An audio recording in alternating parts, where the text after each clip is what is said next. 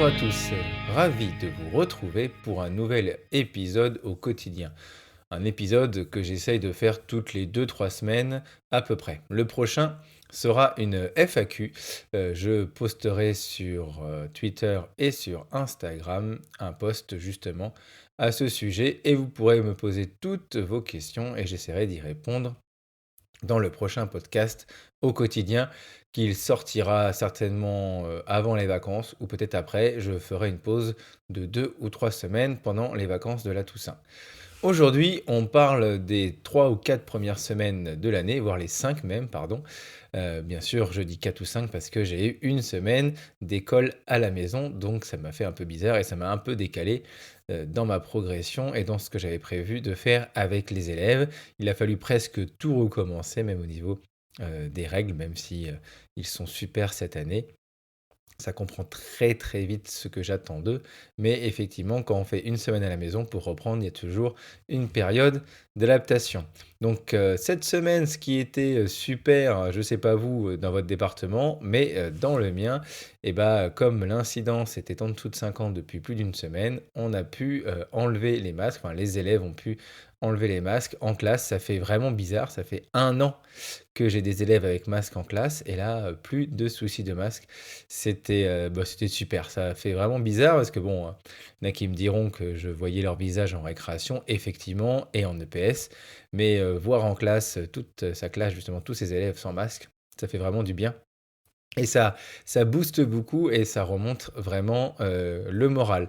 Toujours dans notre classe Harry Potter, on a fait à cheval sur ces 2 semaines, on a fabriqué les baguettes de magiciens. Donc je vous montrerai ça sur Instagram et sur Twitter, les résultats, hein. On a utilisé une baguette chinoise ou un crayon seulement pour certains, auquel on a fait un manche avec de la pâte à modeler auto durcissante, avec le pistolet à colle et la colle, on a pu faire des motifs un peu fantaisie. Et cette semaine, nous les avons peintes avec de l'acrylique pour que ça tienne mieux que de la gouache, hein, puis ça rend beaucoup plus joli, avec de la peinture or, argent et noir, voire colorée aussi pour certains, ceux qui voulaient mettre plutôt de la couleur. En tout cas, les élèves ont vraiment apprécié. Ils ont hâte de pouvoir la saisir dans la main et de lancer leur premier sort. On a fait, vous avez vu sur Instagram, l'élection des délégués. Alors, c'est un peu important chez nous parce que, comme je vous l'ai peut-être déjà dit, je suis dans un établissement Assomption France, c'est-à-dire que c'est un réseau d'établissements. Il y a à peu près 15 écoles, collèges, lycées dans la France. Et donc, tous les ans, on réunit les délégués de CM1 et de CM2 de toutes les écoles pour un grand rassemblement délégué. Donc voilà, et souvent moi je les accompagne, j'accompagne mon collègue qui lui gère les délégués. Donc il me demande souvent de l'accompagner pour être deux, ça nous fait 8 élèves à emmener, deux délégués dans chaque classe. Et donc cette année c'est à Pessac, à Bordeaux, près de Bordeaux. Donc on est ravis et je suis ravi d'y aller, ça va être très sympa aussi pour les enfants, mais aussi pour nous enseignants, permettre de rencontrer d'autres enseignants. C'est toujours enrichissant et très sympa, c'est souvent convivial, on se fait un petit resto entre collègues. C'est vraiment un moment très apprécié. On a déjà fait accueilli à Saint-Gervais, dans les Alpes, et la dernière fois c'était il y a 2 ans, avant le Covid, à Saint-Dizier, donc dans l'est de la France. J'ai repris aussi mes fonctions de tuteur avec donc ma PES qui est cette année dans l'école. Donc elle est venue dans ma classe m'observer et la semaine prochaine, je vais aller la voir pour ma première visite conseil.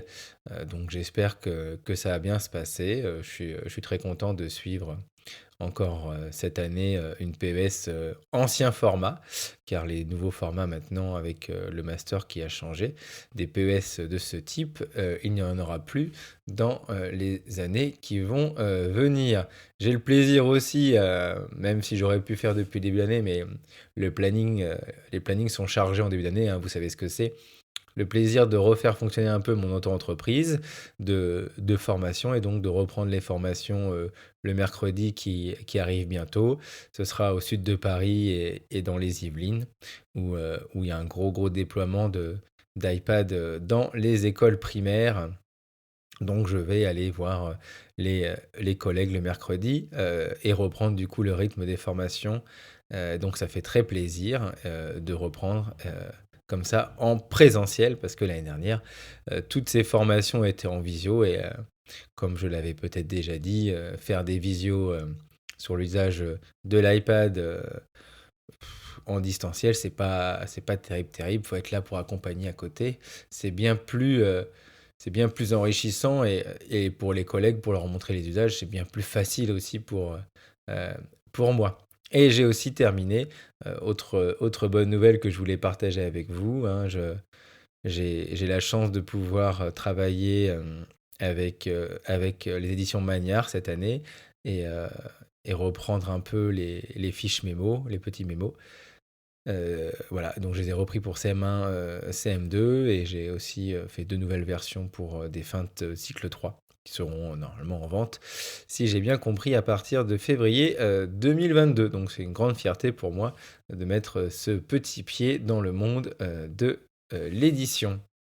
Je voulais aussi vous parler dans ce podcast de mes outils numériques pour m'organiser parce qu'on me demande souvent et parce que souvent aussi les gens ne prennent pas le temps d'aller visiter mon blog. C'est plus facile, exactement, ça prend moins de temps de poser la question. C'est vrai que souvent j'envoie vers mon blog, mais effectivement aussi des fois j'y réponds. Donc je voulais aussi vous le partager dans ce podcast. Donc tout ce que je fais au niveau des productions de fiches, c'est fait avec le logiciel Pages, donc le pendant de Word de Apple, hein, Pages. Cette année, je me suis mis un peu à faire des affiches avec Canva, mais Pages reste quand même mon outil favori, hein, plus que Keynote. Pourtant, Keynote, c'est aussi formidable.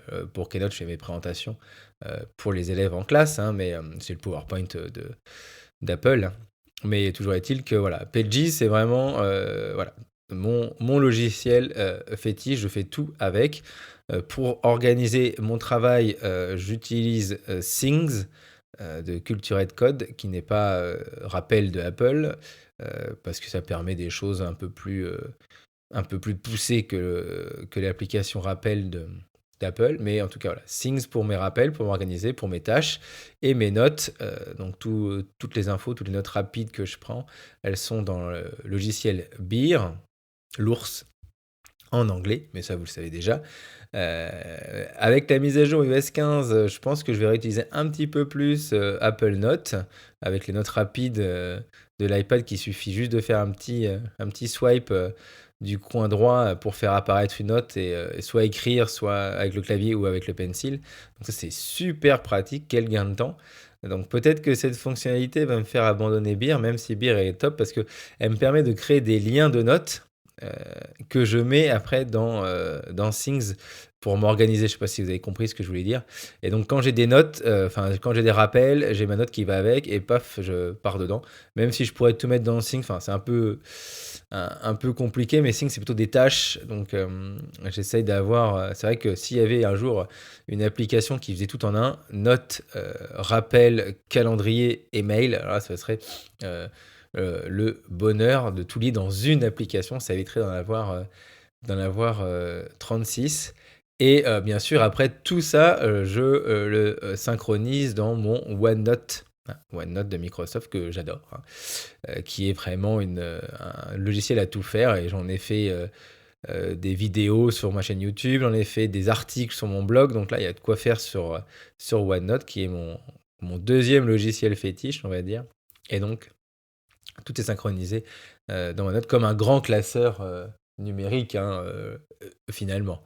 Je voulais aussi vous parler, de iOS 15. Alors, certains se sont moqués de moi parce que, cette fonction existe dans, Google Lens depuis, 2 ans, je crois. Mais là, bon, pour le coup, c'est natif, chez Apple maintenant et ça fonctionne sur les anciennes photos et sur les nouvelles. C'est la reconnaissance de texte dans chaque photo, même une capture d'écran que vous faites sur internet, le logiciel va chercher le texte et donc on peut le sélectionner. Il suffit d'appuyer sur un petit bouton en bas à droite qui va apparaître, entre crochets avec quelques lignes pour montrer qu'il y a du texte, hein. En fait, le téléphone ou la tablette va analyser toutes les photos et à chaque fois qu'il y aura du texte, va faire apparaître ce petite icône. Il suffit de cliquer dessus, le texte va se mettre en surbrillance et après on peut copier-coller. Voilà, c'est génial quoi. On va au tableau ou on va à une formation, il suffit de prendre le tableau en photo et paf, on a le texte en modifiable à copier-coller dans un fichier ou dans une note. C'est vraiment une fonction super. Alors voilà, comme je disais, ça existe chez Android depuis un peu plus de temps. Mais je sais même pas sûr pardon, que ceux qui ont un téléphone Android l'utilisent cette fonction assez régulièrement. En tout cas, maintenant, sur iOS, elle est native. Donc ça, c'est vraiment cool. Et ça, je voulais aussi vous en parler. Sinon, plus personnellement, hein, je voulais faire un petit point sur les podcasts que j'écoute. Outre le mien, non, je plaisante, je n'écoute pas le mien. J'écoute des podcasts tech, des podcasts sportifs et des podcasts plutôt axés prof, hein, bien évidemment. Donc du coup, dans, les podcasts profs, bah, voilà, il y a eTeachers que vous connaissez peut-être déjà, qui est un super podcast. D'ailleurs, je suis passé dedans, donc si je suis passé dedans, c'est que c'est super. Il y a la base Nipédu qui existe depuis de nombreuses années, hein, un peu les pionniers, dans le domaine du podcast éducatif et depuis, 2 ans maintenant, Prof et cetera, hein, de Christophe Salomé, qui est vraiment très sympa. C'est mes trois podcasts éducation. Et je rajouterai le nouveau qui vient d'apparaître depuis 2 3 semaines, celui de la classe de Delphine, hein, de Delphine, qui est Raconte-moi ton métier. Elle a déjà 2 épisodes à son actif et c'est vraiment très très intéressant. Je vous conseille de vous y abonner. Je mettrai de toute façon dans la description du podcast tous les, tous les liens pour y accéder. Pour ce qui est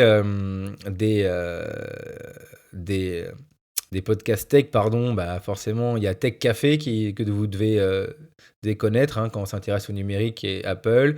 On refait le Mac pour Apple. Toutes les semaines, De quoi je me mail, qui est vraiment sympa si vous suivez la tech. Et Apple différemment, si vous êtes vraiment fan d'Apple. Et un qui mixe un peu le numérique et la vie au quotidien, c'est Relife, que j'aime beaucoup également. Je vous conseille vraiment de vous y abonner. Et si vous êtes sportif et que vous aimez le basket comme moi, c'est Step Back, le podcast de l'équipe, et vous avez celui de RMC qui est Basket Time. Voilà, j'en rate pas un seul parce que voilà, je suis fan de basket, donc j'aime bien écouter. C'est des podcasts qui durent une demi-heure, donc ils sont assez courts, assez sympas. Et j'avais oublié dans les podcasts éducation, S'élever ensemble de Mathias Lavaux. Alors ça fait longtemps qu'il n'a pas sorti de nouvel épisode, mais ces anciens épisodes sont toujours écoutables et sont vraiment très très intéressants. Je vous conseille d'y foncer. Pour mes séries du moment, hein, voilà, on va parler un peu de moi et de mes séries. Alors, je viens de terminer New Amsterdam, une série qui se passe dans un hôpital de New York. C'est moins catastrophique que l'autre Grey's Anatomy, pardon, de Grey's Anatomy qui était vraiment, voilà, où il y avait un ou deux morts ou trois morts par épisode. Là, c'est beaucoup plus, on va dire, peut-être réaliste, hein. J'ai fini, pardon, la troisième saison de Sex Education sur Netflix également, qui est vraiment une série très rigolote et qui permet bien de se détendre. Je vous le conseille. Si vous avez Disney+, je vous conseille le début et les 4 premiers épisodes, maintenant les cinquièmes, je crois, de Y. donc qui est l'adaptation d'une BD où c'est le dernier homme sur Terre. Bon, ça a du mal à démarrer, mais on va persévérer et je pense qu'il y a du potentiel. Après, voilà, effectivement, si on est féministe, ça va peut-être vous poser quelques questions, parce qu'on a l'impression qu'une fois qu'il n'y a plus d'hommes, les femmes ont du mal à gérer, à gérer le monde, quoi, et à pouvoir se nourrir et autres. Ça devient un peu style Walking Dead, donc c'est un peu bizarre quand même. Voilà, hein, sans hommes, je pense quand même que les femmes pourraient s'en sortir. Si vous avez Apple TV+, Ted Lasso, bien sûr, hein, la base, hein, il est vraiment super comme série. On passe des bons moments et avec beaucoup d'humour. J'ai commencé Monsieur Corman sur Apple TV+, aussi, qui est l'histoire d'un prof de CM2, donc ça me parle beaucoup, comme moi. Donc, bon, lui, il est à Los Angeles. Donc, je vais essayer, on va voir si ça va me plaire, hein. Pour l'instant, j'ai juste commencé. Et j'ai hâte aussi de commencer une nouvelle série aussi qui est sur Apple TV+, qui est Fondation, pardon pour mon accent anglais pourri, qui est une série de science-fiction aussi. Donc j'ai hâte de voir ça. Et plus personnellement, bah, voilà, j'ai commencé depuis 2 semaines maintenant ma préparation au semi-marathon de La Rochelle, enfin, au marathon duo, donc c'est l'équivalent d'un semi-marathon. Et j'ai repris le basket après 5 ans d'arrêt. Donc voilà, ça, c'est des petites nouveautés que je voulais partager avec vous. En tout cas, vous êtes de plus en plus nombreux à écouter les podcasts. Il y a une superbe nouvelle invitée qui arrive la semaine prochaine.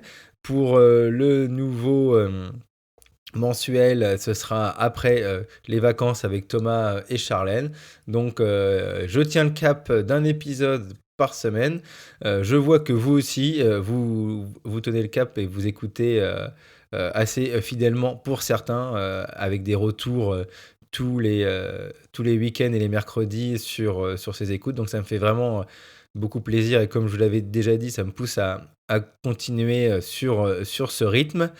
Et de toute façon, vous aurez les vacances, donc 2 semaines, hein. Je sais que la rentrée, c'est compliqué, vraiment pour vous poser et réécouter tous les épisodes de la période 1. Donc, ils seront au nombre de 6 ou 7.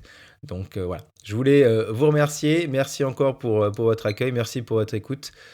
Et je vous dis à la semaine prochaine pour un nouvel épisode. Ciao!